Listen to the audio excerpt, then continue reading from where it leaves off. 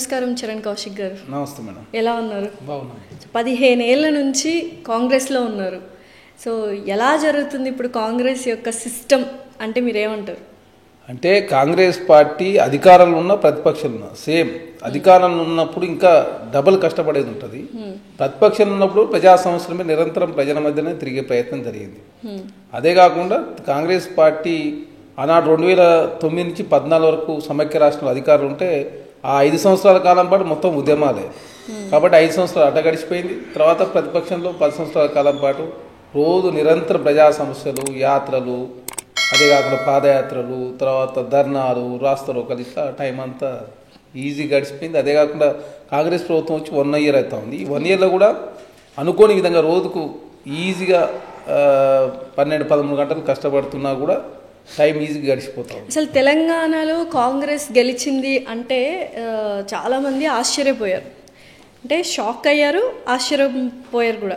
అయితే మెయిన్ గెలవడానికి రీజన్ 6 గ్యారంటీలు అనే ఒక పదం, అది పదంగానే మిగిలిపోయింది అంటున్నాను నేను. మీరేమంటారు? ఇక్కడ 6 గ్యారెంటీలు ఒకటే కాదు, ప్రధానంగా కాంగ్రెస్ పార్టీ రేవంత్ రెడ్డి గారు పీసీ ప్రింట్ అయిన తర్వాత ప్రజల్లో ఒక నమ్మకం క్రియేట్ అయింది. ఎందుకంటే 2014 తర్వాత 2018లో కాంగ్రెస్ పార్టీ అధికారంలోకి వచ్చే అవకాశం ఉండే.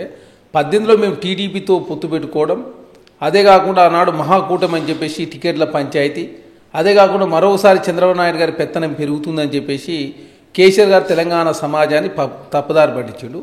అదే కాకుండా అప్పుడు కేసీఆర్ గారు ఏదైతే కాళేశ్వరం ద్వారానే తెలంగాణ రాష్ట్రంలో వరి సాగు పెరిగింది, కాళేశ్వరం ఒక ప్రాజెక్ట్ లేకపోతే అసలు తెలంగాణలో వరి సాగే లేదు అనేది ఒకటి. అదే కాకుండా 2వ విడత యాదవులకు గొర్రెలు ఇచ్చుడు, 7,000 కోట్ల రూపాయలు ఖర్చు పెట్టి యాదవులని, ముద్రాదులకు విషయంలో చేపలు ఇచ్చి, ఇట్లా తెలంగాణ సమాజాన్ని అంతా కూడా ఒక సైడ్ ఒక పోబియా క్రియేట్ చేసిన ఒకటి. ఇక్కడ పొత్తుల కలయికల్లో చంద్రబాబు నాయుడు గారు తెలంగాణ రాష్ట్రంలో అడుగు పెట్టడంతో ప్రధానంగా మరొకసారి తెలంగాణ సెంటిమెంట్ రెచ్చగొట్టడంతో ప్రధానంగా 2వసారి కేసీఆర్ గారు అధికారంలోకి వచ్చారు. 2వసారి అధికారంలోకి వచ్చిన తర్వాత తెలంగాణ రాష్ట్రంలో కేసీఆర్ గారు అధికారంలోకి వచ్చిన తర్వాత నిర్బంధాలన్నీ కొనసాగుతూ ఉన్నాయి. ఇందిరా పార్క్ దగ్గర ధర్నా చౌక్ ఎవరు కూడా ధర్నాలు చేసుకునే అవకాశం లేదు. అప్పటికే ఫస్ట్ సారి అధికారంలోకి వచ్చినప్పుడే ఏబిఎన్ కావచ్చు, టీవీ9 కూడా నిషేధించిన సందర్భం.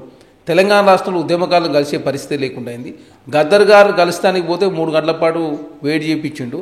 అదే కాకుండా బీఆర్ఎస్ పార్టీ నుంచి ఈటల రాజేందర్ గారు అప్పుడే పార్టీ మారుడు, ఇవన్నీ రకరకాల ఫ్యాక్టర్స్ ఒకటి కాదు. ఎందుకంటే రేవంత్ రెడ్డి గారు అరెస్ట్ చేసి దాదాపు 14 రోజుల పాటు జైల్లో పెట్టుడు, అదే కాకుండా మళ్ళీ మధ్యలో బై ఎలక్షన్లు వచ్చినప్పుడు కాంగ్రెస్ పార్టీ కుంగుపాటు గురైన సందర్భం. ఎందుకంటే దుబ్బాక, హుజురాబాద్, హుజూర్ నగర్, తర్వాత మునుగోడు ఎలక్షన్స్, ఇవన్నీ తర్వాత కాంగ్రెస్ పార్టీ అనూహ్యంగా ఏంటంటే కేసీఆర్ గారు ఇచ్చిన హామీలు ఏవి నెరవేర్చలేదు. అదే కాకుండా 10 సంవత్సరాల కాలం పాటు వారికి టైం ఇచ్చుడు, తర్వాత వారు నెరవేర్చకపోడు, తెలంగాణ రాష్ట్రం నిర్బంధాలు, అప్పులు పెరిగిపోడు. రేవంత్ రెడ్డి గారు నెరవేర్చారా 6 గ్యారంటీలు? 6 గ్యారెంటీలో కాంగ్రెస్ ప్రభుత్వం మేము చర్చకు సిద్ధంగా ఉన్నాం. ఇప్పుడైనా అయిపోయిందండి, మేము సిద్ధంగా ఉన్నాం. అధికారంలోకి వచ్చిన 3 నెలలు అంటే 100 రోజుల్లో 6 గ్యారెంటీలు అమలు చేస్తాము అని మీరు అన్నారా లేదా? కాంగ్రెస్ మేము కాంగ్రెస్ పార్టీ చెప్పిన మాట వాస్తవమే. దేశంలో ఏ ప్రభుత్వం చేయని విధంగా ఒకేసారి 18,000 కోట్ల రూపాయలు రాష్ట్ర ప్రభుత్వం చేసింది. గతంలో కేసీఆర్ గారు 10 సంవత్సరాల కాలంలో వారు చేసింది 11,000 కోట్ల రూపాయలు మాత్రమే. అసలు మాఫ్ చేయలేదు, వడ్డీ మాత్రమే మాఫ్ చేసి అసలు 8,000 కోట్ల రూపాయలు ఎగ్గొట్టింది టీఆర్ఎస్ ప్రభుత్వం. కానీ కాంగ్రెస్ ప్రభుత్వం మేనిఫెస్టోలో పెట్టిన విధంగా, మీ మేనిఫెస్టోలో పెట్టిన విధంగా 18,000 కోట్ల రూపాయలు అయిపోయింది. అయినా అదనంగా ఇంకా 13,000 కోట్ల రూపాయలు చేయాలి. చాలా మందికి 3 లక్షలు 4 లక్షలు ఉన్నాయి కాబట్టి వారికి కూడా ఇంకో 2 లక్షల రూపాయలు చేద్దామని చెప్పేసి ప్రభుత్వం అధికారంలోకి వచ్చిన 1 yearలోనే ప్రజల్లో వ్యతిరేకత ఉంది కాంగ్రెస్ పార్టీకి అంటున్నారు. ముఖ్యంగా హైడ్రా విషయంలో చాలా కోపంగా ఉన్నారు జనాలు. పెద్ద వాళ్ళందరినీ వదిలేసి సామాన్య ప్రజల్ని హైడ్రాకి బలి చేశారు అంటున్నారు. సో చాలా వ్యతిరేకత అనేది పెరిగిపోయింది. ఇది ఒప్పుకుంటారా లేదా మీరు? ఇక్కడ వ్యతిరేకత అనేది ప్రజాప్రభుత్వం కాబట్టి ప్రజాస్వామ్యంలో తెలంగాణ రాష్ట్రంలో ఎక్కడ నిర్బంధాలు లేవు. మీడియా మీద ఆంక్షలు, సోషల్ మీడియా, ప్రింట్ మీడియా, ఆనాడు ఏ ఇష్యూ వచ్చినా తొక్కిపెట్టే ప్రయత్నం ఆనాడు జరిగింది. ఇక్కడ తాత్కాలికంగా కాంగ్రెస్ ప్రభుత్వం వ్యతిరేకత ఉండొచ్చు, కానీ మాకు ఇంకా 4 సంవత్సరాల టైం ఉంది.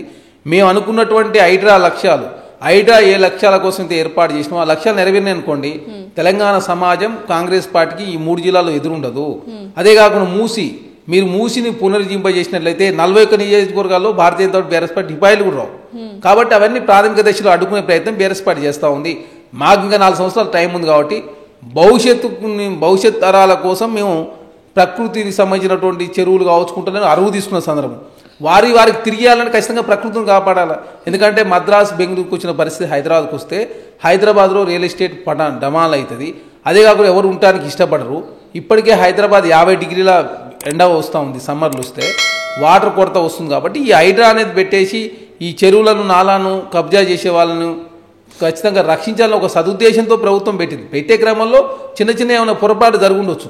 కాకపోతే ప్రజాప్రభుత్వం కాబట్టి మీడియాకు స్వేచ్ఛ ఉంది కాబట్టి దానిలో భాగంగా social media, BRS party social media, Bharatiya Janata party social media పెద్ద ఎత్తున ప్రాపగండ చేసే ప్రయత్నం చేస్తూ ఉన్నారు.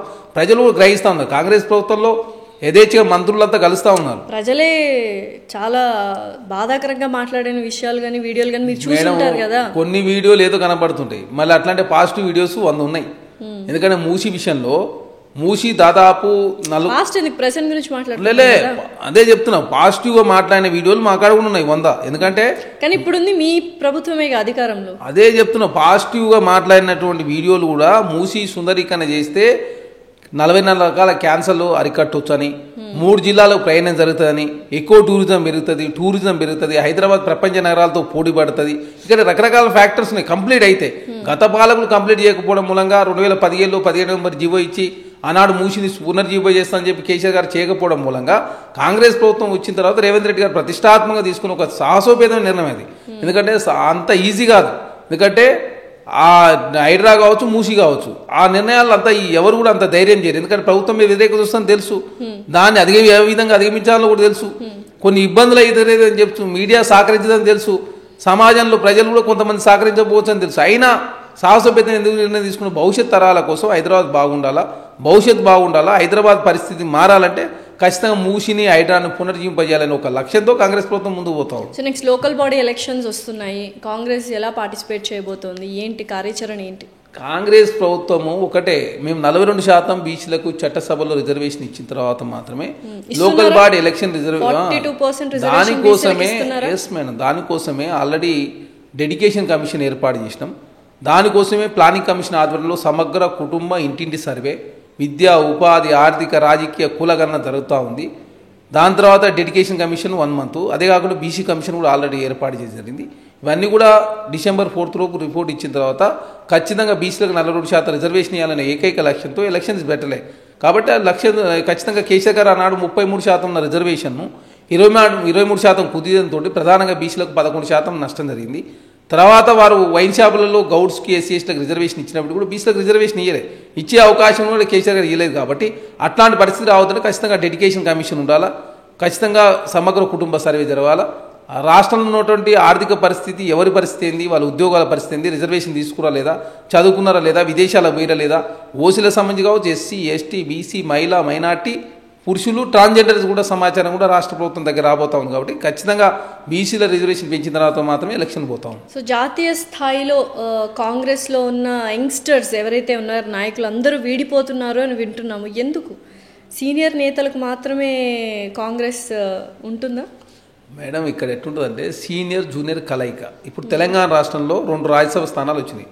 ఒక సీనియర్ రేణుకా చౌదరి గారు 80 years తనకిచ్చారు, అనిల్ కుమార్ యాదవ్ గారు 42 years తనకిచ్చారు. 2 ఎమ్మెల్సీ స్థానాలు వస్తే ఒకటి మహేష్ కుమార్ గౌడ్ గారికి, ఒక యంగ్స్టర్ బల్మూరి వెంకట గారికి. ఇట్లా ఏంటంటే పాత కొత్త కలయిక ఉండాలా. యంగ్స్టర్స్ పెద్దవాళ్ళు ఉంటేనే దానికి అందం. అదే కాకుండా లైన్ తప్పకుండా ముందుకు పోతున్నాం. ఒకే లక్ష్యంతో కాంగ్రెస్ పార్టీ ముందుకు పోతా ఉంది జాతీయ స్థాయిలో. కాకపోతే కొన్నిసార్లు రిజల్ట్ రివర్స్ రావచ్చు. బట్ అలా అని మొత్తం అటు వాళ్ళని వదులుకోలేము, ఇటు వీళ్ళని వదులుకోలేం కదా, అందరూ అవసరమే పార్టీ అన్నప్పుడు. బట్ అందరికీ తెలిసిన విషయం ఏంటంటే కాంగ్రెస్ పార్టీలో అంతర్గత కుమ్ములాటలు ఎక్కువగా ఉంటాయి, వాళ్ళ మధ్య సఖ్యత ఉండదు, ఐక్యత ఉండదు, వాళ్ళలో వాళ్ళే గొడవ పడుతూ ఉంటారు అని వింటున్నాము. ఎందుకంటే రేవంత్ రెడ్డి గారి పొజిషన్ ఇప్పుడు ఏదైతే సీఎంగా ఉన్నారో ఆ పొజిషన్ కూడా 4-5 ఉన్నారు. నెక్స్ట్ 2 years వాళ్ళు, నెక్స్ట్ 2 years వాళ్ళు పంచుకుంటారు అనేది వింటున్నాం. తెలంగాణ రాష్ట్రంలో ముఖ్యమంత్రి కుర్చీ ఖాళీగా లేదు. మీరు గుర్తుపెట్టుకోండి, రాజస్థాన్లో కాంగ్రెస్ ఉన్నప్పుడు అక్కడ అశోక్ గెహ్లోట్ గారే ముఖ్యమంత్రి ఉన్నారు, సచిన్ పైలట్ గారు చేయలేదు. మధ్యప్రదేశ్లో కమల్నాథ్ ఉన్నప్పుడు అక్కడ అంతే. తర్వాత ఇప్పుడు హిమాచల్ ప్రదేశ్లో షేని కావచ్చు, అంతకుముందు పంజాబ్లో అయినా, ఇప్పుడున్నటువంటి తెలంగాణ అయినా కర్ణాటక అయినా ముఖ్యమంత్రులు మార్చేది అది పాతకాలం 90s పోయింది. ఇప్పుడు ఎక్కడ కూడా ముఖ్యమంత్రులు కుర్చీ ఖాళీగా లేదు. ఎవరికైతే టాలెంట్ ఉండి, ఎవరికైతే జనాలు ఉండి, ఎవరికైతే ఎమ్మెల్యేల సంఖ్య ఉంటుందో వారే ముఖ్యమంత్రిగా కంటిన్యూ అవుతా ఉన్నారు. తెలంగాణ రాష్ట్రంలో రేవంత్ రెడ్డి గారు ముఖ్యమంత్రి, వారే ఇంకా 10 సంవత్సరాల కాలం పాటు ముఖ్యమంత్రిగా రేవంత్ రెడ్డి గారు ఉంటారు. ఎందుకంటే తెలంగాణ రాష్ట్రంలో చాలా సమస్యలు ఉన్నాయి. ఎందుకంటే ఆర్థికంగా రాష్ట్రం చితికిపోయింది. 6,71,000 కోట్ల రూపాయల అప్పు చేసినటువంటి కేసీఆర్ గారు ప్రతి గంటకు రాష్ట్ర ప్రభుత్వం 8 కోట్ల రూపాయల అప్పు కొట్టి చెల్లిస్తూ ఉంది. రోజుకు 193 కోట్ల రూపాయలు, నెల దిరితాలకి 6,700. అంటే దాదాపు ఇప్పటివరకు రాష్ట్ర ప్రభుత్వం 70,000 కోట్ల రూపాయలు ఖర్చు పెట్టింది. అంటే ఏ విధంగా రాష్ట్రాన్ని ఆర్థికంగా చితిపోయిందో అర్థం చేసుకో. అదే కాకుండా 12వ రోజు నుంచి మేము ఆర్బీఐ ఆధారపడి రాష్ట్రంలో తెలంగాణ రాష్ట్రంలో ఓడీలు తీసుకొచ్చే పరిస్థితి దిగజారిపోయింది. బట్ మీరు హైదరాబాద్ చూసారా వస్తున్నప్పుడు?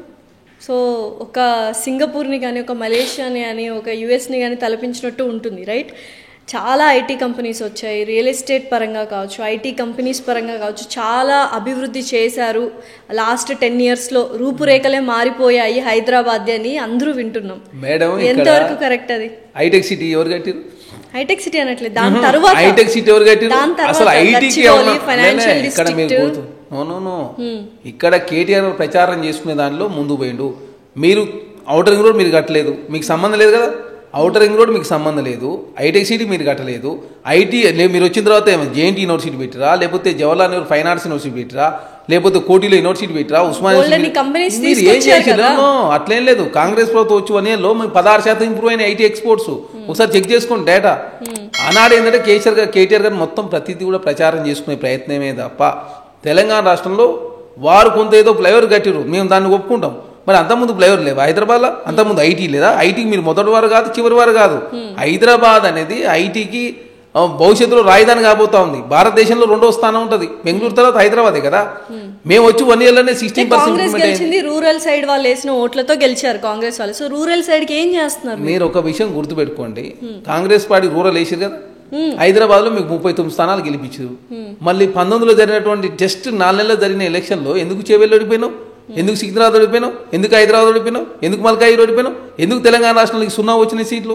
అంటే ఆనాడు మసిబూసి మారడికాయ చేసే ప్రయత్నం, అబద్ధాలు ప్రచారం చేసుకునే ప్రయత్నం, సోషల్ మీడియా వేదికగా కేటీఆర్ ఏదో చేస్తుందని చెప్పే ప్రయత్నం, ఏదో తిగల బ్రిడ్జి కట్టినంత మాత్రం హైదరాబాద్ రూపురేఖలు మారుతాయా? హైదరాబాద్ అవసరాల దృష్ట్యా హైదరాబాద్ అనేది ప్రపంచ నగరాలతో పోటీపడే నగరాన్ని మీరు భారతదేశానికి పరిమితం చేశారు. ప్రపంచ నగరాలతో పోటీపడాలంటే హైదరాబాద్లో ఆ స్థాయి ఇన్ఫ్రాస్ట్రక్చర్ ఉండాలి.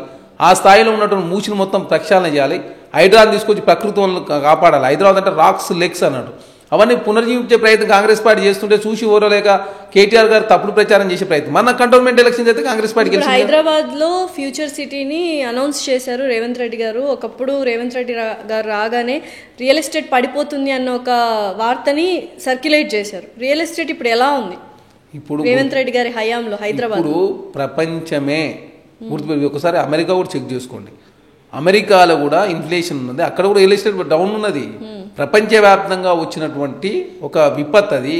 ఇప్పుడు దాంతో ఇప్పుడు భారతదేశంలో అన్ని ప్రాంతాలు అదే ఉన్నది. హైదరాబాద్లో కొంత డౌన్ ఉంది. ఇప్పుడు ఇవ్వాలనే కాదు, కేసీఆర్ గారు ఇంకా 3 సంవత్సరాల ముందు నుంచి కూడా హైదరాబాద్లో అమ్ముడు కావట్లేదు ప్లాట్లు.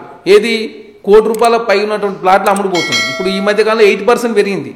బట్ ₹1 కోటి లోపు ఉన్నటువంటి ప్లాట్లు మధ్యతరగతి ప్రజల యొక్క ఆదాయం గణనీయంగా తగ్గిందని చెప్పేసి చాలా స్పష్టంగా సంస్థలే, రీసెర్చ్ సంస్థలు కావచ్చు, సర్వే సంస్థలు చెప్తా ఉన్నాయి. అలాంటప్పుడు రియల్ ఎస్టేట్ కొంత డౌన్ అవుతుంది. రియల్ ఎస్టేట్ ఎప్పుడు ఒకే విధంగా ఉండదు. సో ఎక్కడో హైదరాబాద్ మీద ఎక్కువ ఫోకస్ పెట్టారు రేవంత్ రెడ్డి గారు. రూరల్ సైడ్ లో పీపుల్ కి ఎటువంటి న్యాయం చేస్తున్నారు, ఎటువంటి అవకాశాలు వాళ్ళకి ఇప్పిస్తున్నారు? నిరుద్యోగుల సమస్య కూడా ఉంది మన తెలంగాణలో, ఎస్పెషల్లీ రూరల్ సైడ్ లో. సో వాటి గురించి ఏం మాట్లాడతారు? ఇప్పుడు తెలంగాణ రాష్ట్రంలో కాంగ్రెస్ ప్రభుత్వం స్కిల్ యూనివర్సిటీ ఏర్పాటు దానికోసమే గ్రామీణ ప్రాంతంలో ఉన్నటువంటి యువతకు నైపుణ్యం పెంపొందించాలంటే ఐటీఐ ప్లేస్లో అడ్వాన్స్ ట్రైనింగ్ ఇన్స్టిట్యూషన్స్ 300 కోట్ల రూపాయలతో ఏర్పాటు చేసి టాటా వాళ్ళతో టైప్ చేసుకున్నాం. అదే కాకుండా హైదరాబాద్లో స్కిల్ యూనివర్సిటీ, స్పోర్ట్స్ యూనివర్సిటీ, అదే కాకుండా సాకలైలమ్మ పేరు మీద వీరనారి సాకలైలమ్మ ఉమెన్స్ యూనివర్సిటీ, తెలంగాణ రాష్ట్ర అన్ని యూనివర్సిటీలు వీసీలు నియమించుకొని గ్రామీణ ప్రాంతాల్లో యువతకు ఉద్యోగాలు రావాలంటే ఫార్మా విలేజెస్ రావాలని చెప్పి ప్రభుత్వం భావించి ఇండస్ట్రీస్ కూడా గ్రామీణ ప్రాంతాన్ని తీసుకుపోయి ఆ ప్రాంతంలో యువతకు ఉద్యోగాలు వచ్చే విధంగా ప్రయత్నం చేసే ప్రయత్నం కాంగ్రెస్ పార్టీ చేస్తుంటే రకరకాలుగా అడ్డుకునే ప్రయత్నం బీఆర్ఎస్ పార్టీ చేసుకోవాలి. లగచర్ల ఇష్యూ అదే కదా. లగస్టర్లో వచ్చేది ఇండస్ట్రియల్ పార్క్ లగచర్లలో. అక్కడి నుంచి బాంబేకి ప్రతిరోజు ఒక బస్సు పోయి వస్తుంటుంది. అక్కడ వలస కార్మికులు ఎక్కువ, వాళ్ళే హైదరాబాద్లో పనిచేస్తున్నారు. అదే కాకుండా అక్కడ ఇప్పటికే ప్రభుత్వము 1300 ఎకరాల్లో ఒక ఇండస్ట్రియల్ పార్క్ ఏర్పాటు చేయాలని టెక్స్టైల్ పార్కు 1200 మందికి ఉద్యోగాలు వస్తాయి. వాళ్ళందరికీ కూడా పరిహారం కూడా 2013 ల్యాండ్ అక్విజిషన్ యాక్ట్ ప్రకారం పరిహారం ఇస్తే 2,25,000 అంటే 3 రేట్లు అంటే 7 లక్షలు మాత్రం ఇవ్వాలి. కానీ కాంగ్రెస్ ప్రభుత్వం 18 లక్షలు ఇస్తానని చెప్పింది. ఒక ఎకరాకి 150 గజాలు జాగా, అక్కడ 10,000 రూపాయలు గజం ఉంది, అదొక 15 లక్షల రూపాయలు. ఇందిరమ్మ ఇల్లు ఎస్సీ ఎస్టీలకు 6 లక్షలు, బీసీఓసీలకు 5 లక్షల రూపాయలు. అదే కాకుండా ఇంటికి ఒక ఉద్యోగం, ఇంట్లో నలుగురు చదువుకుంటే నలుగురికి ఉద్యోగాలు. అదే కాకుండా అక్కడ ఆర్ఎన్ఆర్ ప్యాకేజ్, ఊరు పోతేనే ఆర్ఎన్ఆర్ ప్యాకేజ్ ఇంప్లిమెంట్ చేసి, కానీ ఊరు పోకుండా కూడా ఆర్ఎన్ఆర్ ప్యాకేజ్ ఇంప్లిమెంట్ చేసి బోర్లకి, కొట్టాలకి, చెట్లకు కూడా పైసలు ఇచ్చే కార్యక్రమం. ఇవన్నీ చేస్తూ ఉంటే కూడా అనవసరంగా రైతుల ముసుగులో ఏకంగా కలెక్టర్ గారిని, అదేవిధంగా కడా అధికారి వెంకటరెడ్డి గారిని అంతమొందిస్తే పోలీసు వాళ్ళు ఫైర్ చేస్తారు. ఫైర్ చేస్తే రైతులు చాలామంది చనిపోతే దీన్ని జాతీయ స్థాయి ఇష్యూ చేసి మహారాష్ట్రలో కాంగ్రెస్ పార్టీ నష్టం చేయాలా, రేవంత్ రెడ్డి గారు నైతిక బాధ్యత వస్తూ ముఖ్యమంత్రి కుర్చీ నుంచి దించాలి ఒక దురుద్దేశంతో కేటీఆర్ పన్నిన నాటకంలో భాగంగా తెలంగాణ రాష్ట్రంలో ఎక్కడ ఇండస్ట్రీస్ వచ్చినా కూడా అడ్డుకునే ప్రయత్నం బీఆర్ఎస్ పార్టీ చేస్తుంది. బీఆర్ఎస్ పార్టీ భవిష్యత్తు ఏంటి 2029 నాటికి? బీఆర్ఎస్ పార్టీ మీరు చూడండి రోజంతా కనుమరుగవుతుంది.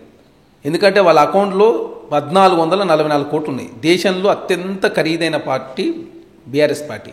వాళ్ళ సంవత్సరానికి ఇంట్రెస్ట్ 100 కోట్ల రూపాయలు వస్తుంది. వారి తర్వాత బీజూ జనతా ఒరిస్సాకు సంబంధించిన పార్టీ ఉన్నది, వారి తర్వాత ఎస్పీ పార్టీ, వారి తర్వాత జేడీయూ పార్టీ, వారి తర్వాత టీడీపీ పార్టీ, లాస్ట్కు వైఎస్ఆర్సీపీ. కాంగ్రెస్ పార్టీ కూడా ఎక్కడ లేదు. జాతీయ స్థాయిలో ఆ స్థాయిలో ఢిల్లీలో ఒక ఆఫీసు ఉంది, హైదరాబాద్ 2 ఆఫీసులు, 33 జిల్లాల ఆఫీసులు. అదే కాకుండా బీఆర్ఎస్ పార్టీ ఏంటంటే చేసిన తప్పులన్నీ చేసి తెలంగాణ మొత్తం నిండా ముంచి తెలంగాణ ఆగమాగం చేసి తెలంగాణ అన్ని రకాల కోలుకోకుండా పరిస్థితి వచ్చింది. కాబట్టి బీఆర్ఎస్ పార్టీ భవిష్యత్తులో కోలుకుంటే చాలా కష్టం. కాబట్టే వాళ్ళు ఇప్పటి నుంచే స్టార్ట్ చేసి కాంగ్రెస్ ప్రభుత్వం బురదల్లి కాంగ్రెస్ ప్రభుత్వంలో ఇట్ట చేస్తుంది, రేవంత్ రెడ్డి గారు అన్న తిరుపతి రెడ్డి అట్ట చేస్తుండు, వాళ్ళ అల్లుడికి ఏదో ఫార్మా కంపెనీ పెట్టి అన్ని తప్పుడు ప్రచారం చేసుకొని తెలంగాణ రాష్ట్ర సమాజాన్ని తప్పుదో పడిచే ప్రయత్నం చేస్తూ, తెలంగాణ సమాజం తెలివైన సమాజం కాబట్టి ఆల్రెడీ గ్రహించి 10 సంవత్సరాల కాలంలో వారు చూసిరు కాబట్టి కల్వకుంట్ల కవిత గారు మన ఎంపీ కూడా పోటీ చేయలేదు. అంతకుముందు ఎంపీ ఓడిపోయిన తర్వాత మళ్ళీ ఎమ్మెల్సీ అయింది, 5 నెలల 6 నెలల కాలం జైలు ఉన్నది. ఇప్పుడు వచ్చేసి బీసీల పేరు మీద రాజకీయం చేసే ప్రయత్నం బీఆర్ఎస్ పార్టీ చేస్తుంది. కాబట్టి బీసీలను నిండముచ్చింది బీఆర్ఎస్ పార్టీ, నిధులు నిండముచ్చింది బీఆర్ఎస్ పార్టీ. మహిళా సంఘాలను ఆనాడు 5,500 కోట్ల రూపాయలు రుణమాఫీ చేస్తానని చెప్పి వారిని మోసం చేసిరు. యాదవ్లు 2వ విడత గొర్రెలు ఇస్తానని చెప్పేసి 7,000 కోట్లు వారిని మోసం చేసిరు. అదే కాకుండా ఆదివాసుల సమయ గిరిజనులకు 14 లక్షలు పోడు భూమి మోసం చెప్పి వారిని మోసం చేసిరు. అదే కాకుండా దళితులకు 3 ఎకరాలు ఇస్తానని చెప్పి వారిని మోసం చేసి దళిత ముఖ్యమంత్రి లేదు, దళిత ఉప ముఖ్యమంత్రి కారణం తొలగించారు. ఆనాడు మొత్తం నిర్బంధాలతో కూడిన తెలంగాణ, ఎక్కడ ప్రజాస్వామ్యం లేదు, మంత్రులు కూడా కలిసే పరిస్థితి లేదు. కాబట్టి ఇక్కడ తెలంగాణ రాష్ట్రంలో తెలంగాణకు స్వతంత్రం వచ్చినట్టు ప్రజలు ఫీల్ అవుతారు. కాకపోతే తాత్కాలికంగా మేము చేసే పనులు కొంత వాళ్ళు ఇబ్బంది పెట్టి ఉండొచ్చు, కానీ ఖచ్చితంగా రెక్టిఫై అవుతాం. భవిష్యత్తులో బీఆర్ఎస్ పార్టీ తెలంగాణ రాష్ట్రంలో వాళ్ళు సింగిల్ డీడ్కే పరిమిత అయ్యే అవకాశం చాలా స్పష్టంగా. సో మరి భవిష్యత్తులో రాష్ట్ర స్థాయిలో కాంగ్రెస్ పార్టీకి పోటీ ఉండేది బీజేపీనే అంటారు? కాంగ్రెస్ పార్టీ వర్సెస్ వాస్తవమే భారతీయ జనతా పార్టీ కాంగ్రెస్ ఉంటుంది. తెలంగాణలో భారతీయ జనతా పార్టీ బీఆర్ఎస్ పార్టీ భవిష్యత్తులో కలిసి పోటీ చేస్తాయి. కలిసి పోటీ చేసినా కాంగ్రెస్ పార్టీకి వచ్చిన నష్టమే లేదు. మేము ఈలోపు మూసీ కావచ్చు, హైడ్రా కావచ్చు, కాంగ్రెస్ పార్టీ ఇచ్చినటువంటి RRR కావచ్చు, స్కిల్ యూనివర్సిటీ, స్పోర్ట్స్ యూనివర్సిటీ, అదే కాకుండా 500 రూపాయల గ్యాస్ సిలిండర్, 200 యూనిట్ వరకు కరెంట్ ఫ్రీ, ఇప్పుడు 1,30,00,000 మంది మహిళలు ఉచిత బస్సు ప్రయాణం చేశారు. అదే కాకుండా 500 రూపాయలు బోనస్ ఇస్తా ఉన్నాం. ఇట్లా చెప్పుకుంటూ పోతే కాంగ్రెస్ పార్టీ గత 10 సంవత్సరాల కాలంలో కేసీఆర్ గారు చేయని అన్ని పథకాలు కూడా తెలంగాణ రాష్ట్రంలో కాంగ్రెస్ ప్రభుత్వం ఇంప్లిమెంట్ చేసింది. అదే కాకుండా దేశంలో ఏ రాష్ట్రంలో కూడా ఇంత అతి తక్కువ కాలంలో ఇన్ని పథకాలు ఇంప్లిమెంట్ చేసిన పార్టీ కానీ ప్రభుత్వం ఏది లేదు. చూద్దాం మరి నిజంగానే లోకల్ బాడీ ఎలక్షన్స్ కూడా వస్తున్నాయి, ఎలా నెట్టుకొస్తారు ఏంటి అనేది వేచి చూద్దాం. Thank you so much. Thank you madam.